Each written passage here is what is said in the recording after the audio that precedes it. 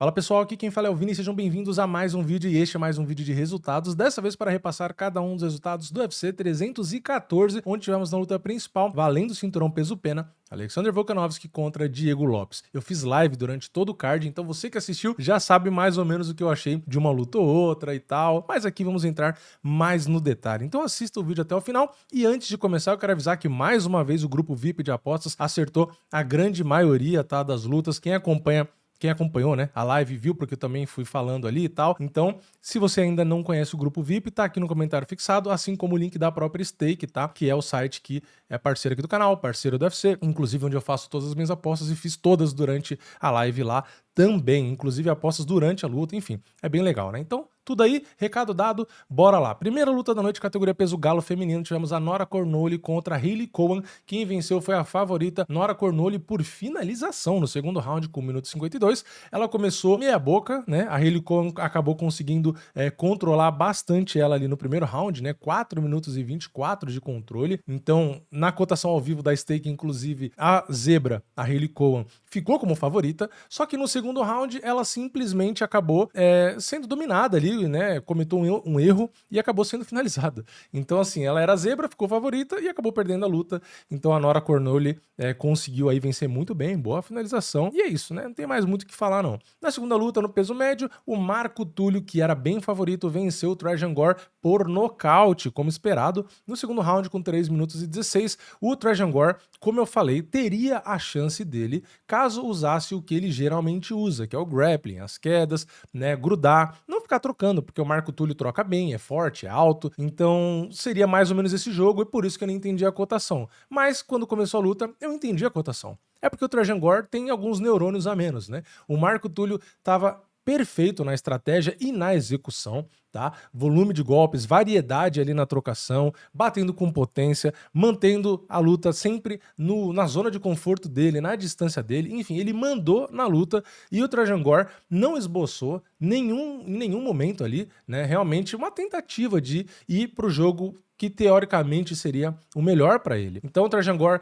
representa algum perigo na trocação, colocou um golpe ou outro ali no Marco Túlio que ele tinha que ficar esperto, mas, de novo, não mesclou, não foi um lutador de MMA, não foi um lutador inteligente, não usou a principal arma dele, acabou lutando na praia do Marco Túlio, que engoliu ele, né? Conectou 127 golpes, tomou apenas 17, fora os 2 knockdowns, e mereceu muito aí o nocaute. Então, Trajan Gore pagou caro pela falta de inteligência, não tem muito como falar diferente. Na próxima luta, no peso mosca, tivemos o Sumo Daerge contra o Mitch Raposo. O favorito, o Sumo Daerge, venceu na decisão dividida, tá? Não sei quem foi o cara que marcou vitória pro Mitch Raposo, porque não faz sentido pra mim. Sumo Daerge acabou sendo bem melhor. Mitch Raposo basicamente só gosta de ficar andando. Falei na live aqui, tava ficando tonto já, de tanto que esse cara fica girando, muito pouco efetivo. O cara teve 9 golpes significativos durante toda a luta. Teve quedas ali? Teve. Ele tentou 19 quedas, derrubou 6 e teve um pouco de controle legal, mas só faz isso, né? O cara não bate, na trocação ele só anda. Então, cara, sei lá, achei uma luta bem chata e por conta dele. A culpa nem é do Sumo Daerge, que buscou realmente lutar, tá? Então, pra mim, vitória clara do Sumo Daerge, e o Mitch Raposo precisa ser um cara com mais impacto, né? Um cara com mais jogo ali, né? Ficar só mostrando que tem footwork, ficar girando, serve só pra, sei lá, ganhar maratona, né? Pra luta não serve. Então, acabou fazendo uma luta bem chata, na minha opinião. Sem graça. Na próxima, peso médio, Michal Aleksiejczuk contra Cedric Dumas. Deu a lógica, né? Aqui eu fiz a aposta na live e também era a aposta do grupo. Michal Aleksiejczuk, nocaute. Eu fiz 3, né? Michal Aleksiejczuk, nocaute, e também fiz o round e o nocaute, né? Então, essa aqui, inclusive, eu recuperei as outras que eu não tinha acertado. Então, deu meio que o óbvio, né? O Michal agora faz parte ali da Fight Nerds, conseguiu realmente ir muito melhor na trocação, ele bate forte, então Cedric Dumas é um cara meia boca, né? E aí deu o que era esperado, né? Um cara extremamente nocauteador. Nocauteando, tudo bem que foi nessa luta a paralisação estranha, acho que foi, né? Uma das paralisações meio estranhas, acho que foi essa. Mas enfim, paralisação errada, acho que a gente teve duas, né, nesse card. E apesar de eu ganhar a aposta, eu achava que podia ter deixado o Mihal bater mais um pouco, se eu não tiver confundindo a luta, mas eu acho que foi nessa mesmo. Na próxima, peso pena, Julian Erosa e Darren Elkins, a bizarrice da noite. Quase que eu falei errado, birrazice, eu ia falar bizarrice da noite. Julian Erosa e Darren Elkins. Aqui, o favorito Julian Erosa venceu por nocaute no primeiro round com 4 minutos e 15. O Darren Elkins entrou parecendo um bêbado no modo zumbi. Não sei se estava machucado, se estava com sono, se estava com caganeira. Não sei o que aconteceu com o Darren Elkins. Tudo bem ele ser azarão, mas ele é muito melhor do que isso. Ele entrou meio goiaba e aí ele ainda tomou 2 pedaladas, aí sentiu mais ainda, aí ficou mais modo zumbi ainda, ficou muito pior. O Julian Erosa também já parecia que estava cansado também, mesmo no primeiro round, mas ainda assim ele conseguiu nocautear. Enfim, eu não entendi nada. Tá?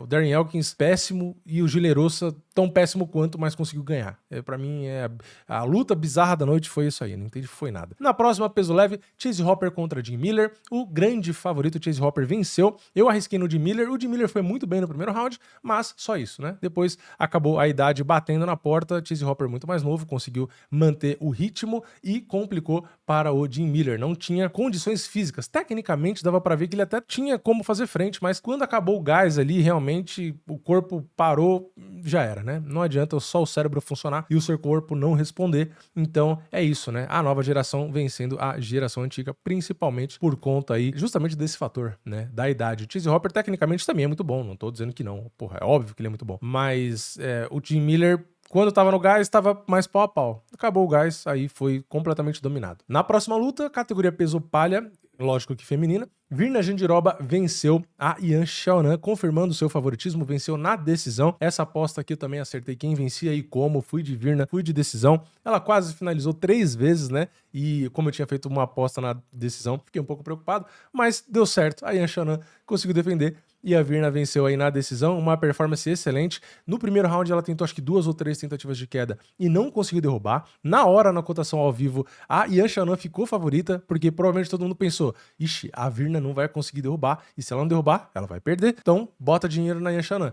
Que, lógico, que é o que eu achava, se a Virna não derrubasse também. Só que eu já tinha feito minha aposta na Virna e eu deixei lá. E o que aconteceu? A Virna logo em seguida derrubou, conseguiu controlar e fez isso nos outros 2 rounds. Ou seja, quem foi ansioso de botar dinheiro na Yan Xiaonan na hora que ela defendeu 2 quedas, se lascou. Porque a Virna dominou completamente a luta e quase finalizou 3 vezes, como eu falei. Então a Virna vem voando, vai roubar a primeira posição do ranking, deve disputar cinturão em breve. Então a Virna tá sensacional e é esse tipo de jogo que ela tem que fazer. Se ela é boa nisso, não tem que ficar trocando mesmo. Ah, mas a luta não é tão legal. Ué, mas você quer ganhar e ser campeão? Eu quero fazer luta legal. Então eu acho que ela tá correta, tem que entrar pra fazer o jogo dela, gruda, se precisar amarrar, amarra, se achar finalização, finaliza, se precisar bater no guarda pau de bate e não fica dando bobeira lutando onde não tem qualidade. O que importa é você ganhar. Você tá seguindo a regra, tá ganhando, o que importa. Ah, vai vender mais, vai vender menos, ok. Vai agradar mais, vai agradar menos, ok. Mas o seu sonho é o quê? É agradar a maioria ou é ser campeã? Então, eu acho que se o sonho dela é ser campeã, ela tá no caminho certo. Próxima luta, categoria peso pena, Dan Ige venceu o Sean Woodson por nocaute no terceiro round. Dan Ige era azarão e mais uma paralisação polêmica. Sean Woodson tava bem, tava levantando,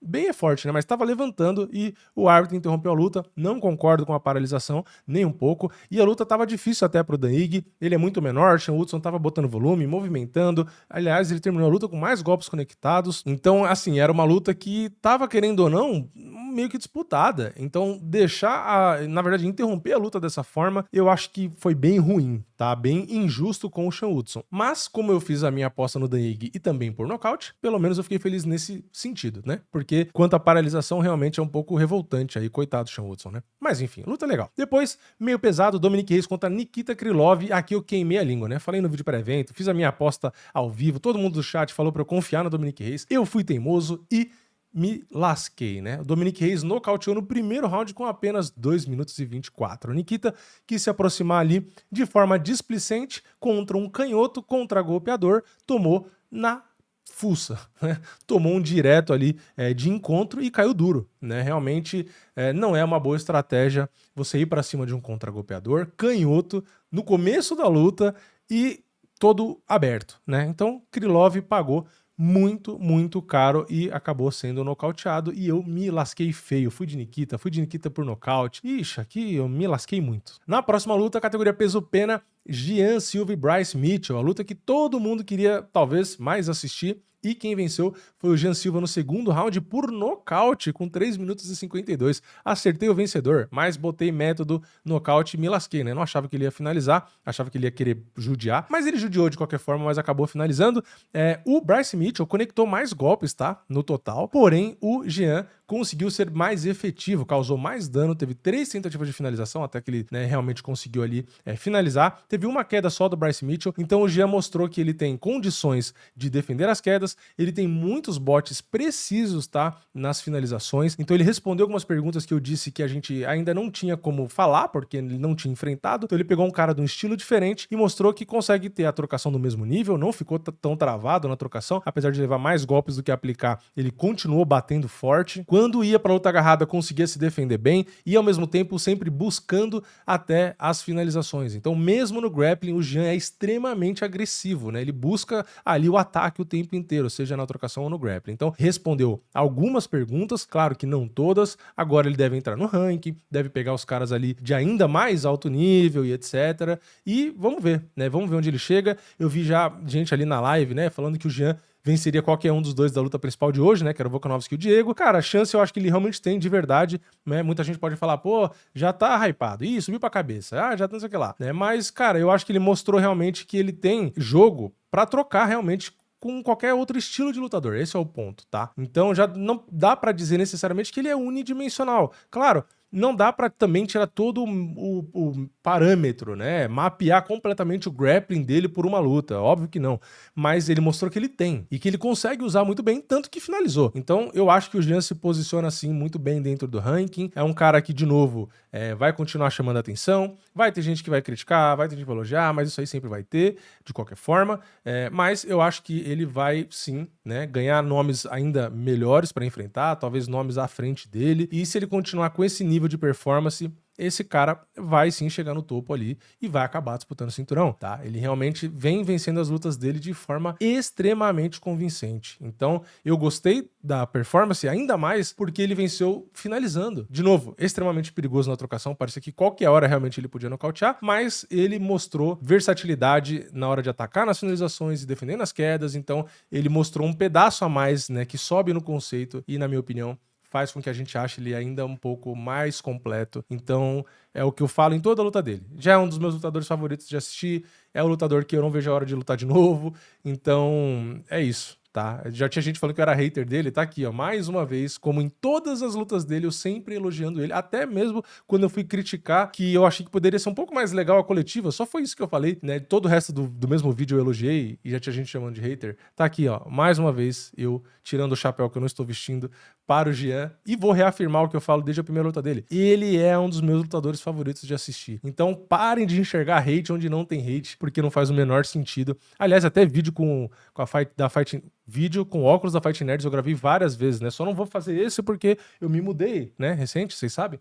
E tem um monte de caixa de papelão do meu lado e o óculos tá em alguma delas, então fica um pouco mais difícil. Mas é isso, me imaginem com o óculos da Fight Nerds aí e não vejo a luta, não vejo a hora de o Jean lutar de novo. Na próxima luta, também peso pena, tivemos Yair Rodrigues contra Patrício Freire, Patrício Pitbull, que finalmente chegou no UFC, fez a estreia e perdeu. Pois é, perdeu para quinto do ranking, na decisão unânime, e aqui eu também me lasquei na aposta, né, mais uma luta que eu arrisquei aí no azarão, e não deu certo, tá, eu botava fé que o Patrício ia, de forma inteligente, mapear o Yair Rodrigues, saber que ele só luta bem, ponto forte dele, né, trocar com espaço, né? Um cara do taekwondo que tem muitos chutes e tal. E o Patrício simplesmente fez exatamente o que o Yair Rodrigues precisava, que é dar espaço para ele e deixar ele trabalhar os chutes e trabalhar no tempo dele, na distância dele. Afinal de contas, ele também é maior. Então, o Patrício, na minha opinião, apesar de conectar golpes bons ali, ter uma queda ou outra, um controle no chão, enfim, ser um cara que aguenta os golpes também e tal, cara, ele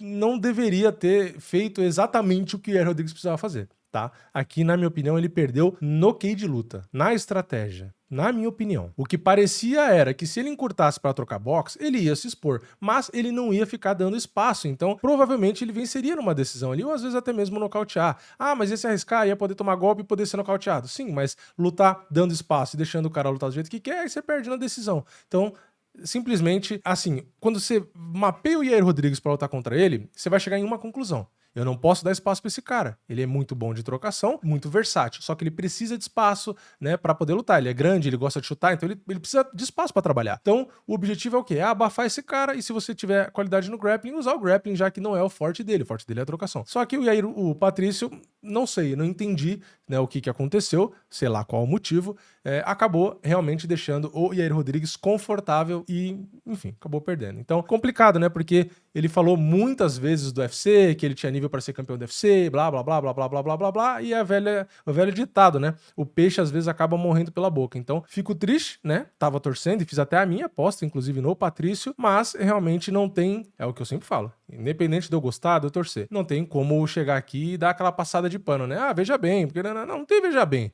O cara errou no básico. A estratégia básica que qualquer leigo que assiste sabe que tem que fazer, ele não fez. Aí beleza, pode falar, tava com febre, a perda de peso, dor de barriga, sei lá o quê, você não luta, blá blá blá, né? Pode falar o que for, mas, na minha opinião, errou no básico. Na próxima luta, no peso leve, Paddy Pimblett, Michael Chandler, o Paddy Pimblett confirmou favoritismo e nocauteou no terceiro round, e não só nocauteou, ele conectou 80 golpes, tomou só 11, e o Michael Chandler, que devia buscar um nocaute, lutar na trocação, ele, sei lá, foi picado pelo mesmo mosquitinho que picou o Patrício Pitbull e ele só quis grudar, derrubar, fazer força em uma luta de 5 rounds, onde ele é mais velho e tem mais músculo, então ele se cansou muito mais e mesmo na trocação ele acabou sendo dominado, espancado e perdeu nocauteado. E eu não entendi, foi nada. O Paddy Pimblett, que devia buscar luta agarrada, trocou e o Michael Chandler, que devia grudar, quer dizer, trocar, grudou. Então deu tudo errado, né? Então foi o que eu falei, algum mosquitinho tava solto aí, drenando QIs, e ele picou o Patrício, depois foi lá no outro vestiário, picou o Chandler, e a gente viu isso, né? 2 lutas seguidas, onde o QI de luta de quem perdeu sumiu, tá? Não entendi bulhufas do porquê o Michael Chandler lutou desse jeito, e o Paddy Pimblett não tem nada a ver com isso, performou muito bem, melhorou na trocação, gostei demais da performance dele, ainda acho que a trocação dele no lado defensivo precisa melhorar muito, ele ainda luta olhando realmente pra cima, né, com seu queixo exposto, a guarda dele também meio estranha. Atacando ele até que é bom, ele bate forte, ele tem uma boa variedade, acertou uma joelhada sensacional que acabou com a luta, mas eu acho que ele precisa só dar uma refinada, algum cuidado ali, porque se pegar um cara realmente que tiver um dia bom, trocando bem, pode dar ruim. Mas gostei, né? Ele é um cara popular, lutou muito bem, ele pediu ali um top 4 de preferência, eu acho que o UFC vai dar, porque ele é um cara muito popular, então faz sentido. Acho que se ele continuar lapidando, realmente melhorando essas brechas, essas bobeirinhas aí, é um cara que tem bastante material, é uma categoria extremamente difícil, então é complicado chegar aqui e falar, o Paddy tem condições de ganhar de qualquer top 4 e ser campeão e blá blá blá. É difícil de dizer, mas duvidar dele já dá pra ver que não dá pra duvidar. Ah, mas ele só ganhou do Michael Chandler e o Chandler é ruim, o Chandler não sei o quê. Não, mas não é só questão disso. A performance dele em si, ele lutando ali, independente de ser o Chandler. Ele pegou um cara que tem One Punch Knockout, ele pegou um cara que tava na frente dele no ranking, ele pegou um cara que todo mundo, assim, todo mundo, forma de dizer, né? Como ele mesmo disse, tava duvidando e tal, não sei o quê, e o cara vem se provando, tá? Então eu acho que ele, provou que tem qualidade, gostei da performance, só que eu fico, claro, com o pé no freio, né? Acho que realmente do top 4 ali, talvez ele não seja favorito contra ninguém, mas não quer dizer nada. Ele pode vencer, sim, ele provou que evoluiu, e pela idade e tudo, é um cara que deve continuar evoluindo. De novo, tem coisas pra corrigir, mas todo mundo tem. E na luta principal, peso pena, Alexander Volkanovski e Diego Lopes pelo cinturão vago. Quem venceu foi o favorito Alexander Volkanovski na decisão unânime. Aqui eu ia de Volkanovski, como era o meu palpite, né? E eu ia na aposta, na live, só que eu fiz a enquete pra vocês decidirem em quem eu devia ir. E vocês votaram de Diego, e eu me lasquei, porque eu fui de Diego por nocaute, né? Então, eu não segui o chat na luta do Dominic Reyes e perdi dinheiro. E eu segui o chat na luta principal e perdi dinheiro também. Olha que maravilha. Então, estamos kits, né? Que eu segui o chat, eu me lasquei, e quando eu segui, eu me lasquei também. Então eu errei uma, vocês erraram uma, e foi isso. Volkanovski venceu na decisão unânime, conectou muito mais golpes que o Diego, principalmente jabs. O Diego conectou mãos duras, ok, mas o Volkanovski também, né? Aliás, o Diego sentiu golpes ali, principalmente no começo. O Volkanovski tentou muitas quedas, mas o Diego conseguiu realmente defender muitas delas. E o Diego talvez tenha pecado, como ele mesmo reconheceu dentro do octógono, na falta de agressividade, né? Ele acabou deixando o Volkanovski crescer muito e dar muito jab na cara dele. Eu acho que o Diego deveria trabalhar mais os jabs, né? Ele estica o braço e tal, mas ele não dá o jab como o Volkanovski, ele não dá o jab pra machucar, ele só fica controlando distância, usando meio que pra fintar o outro golpe, então acaba meio que sendo inútil ali esse tipo de jab, né? O Volkanovski, por outro lado, ele usa o jab de maneira muito mais inteligente, como os boxeadores costumam usar. O jab não só para a distância, mas o jab para machucar, para causar dano, para interromper ali as aproximações do adversário. Então, cara, o Volkanovski realmente lutou bem melhor,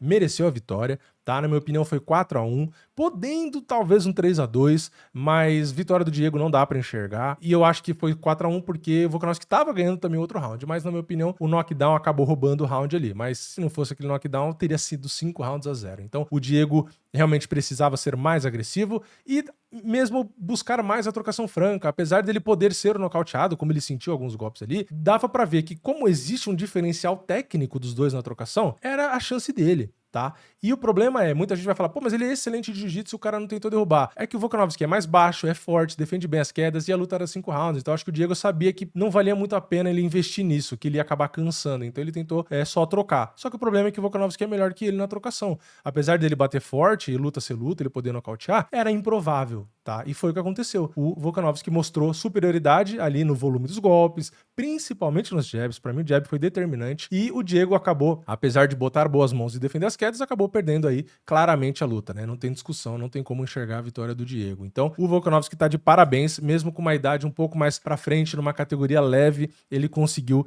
voltar a ser campeão. É muito difícil perder o cinturão e reconquistar. Então, assim, o Volkanovski tá de parabéns. Claro, uma pena que o Diego perdeu, a gente torcida pro Diego, mas acontece, né? O Volkanovski, como esperado já pela maioria, porque ele era favorito, ele é um melhor lutador que o Diego hoje em dia, só que ele já tá numa idade, né, um pouco mais pra frente aí, então o Diego chegou no UFC também não tem tanto tempo, então eu acredito. Claro que o Diego vai fazer o que ele falou, tá? Eu acho que ele tem espaço pra melhorar, ser mais agressivo, principalmente numa luta dessa, valendo cinturão. Enfim, corrigir até mesmo tecnicamente, né? Na minha opinião, botar mais o jab com vontade ali, usar isso como arma, aprender justamente com o que o Volkanovski fez com ele. Enfim, então, mesmo talvez no jogo de quedas, já que ele tem um bom jiu-jitsu, ele, cara, deveria, na minha opinião, né?